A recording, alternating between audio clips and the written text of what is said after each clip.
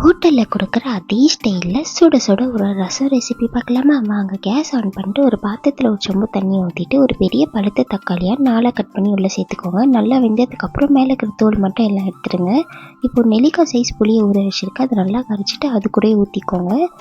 அது கூடவே கொஞ்சமாக உப்பு போட்டு கொஞ்சமாக கொத்தமல்லி இலையும் போட்டு கொஞ்சமாக கொதி வந்ததுக்கப்புறம் மிளகாய்த்தூள் மஞ்சத்தூள் சேர்த்துக்கலாம்.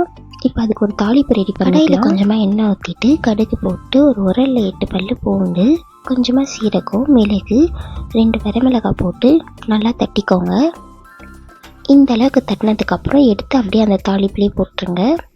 அது கூட 2 வரமிளகாய், ஒரு கொத்து கருவேப்பிலை போட்டு பொரிஞ்சதுக்கப்புறம் அப்படியே எடுத்து ரசத்தில் போட்டுருங்க. கொஞ்சமாக பெருங்காயம் சேர்த்துக்கோங்க, நான் சேர்க்க மறந்துட்டேன்.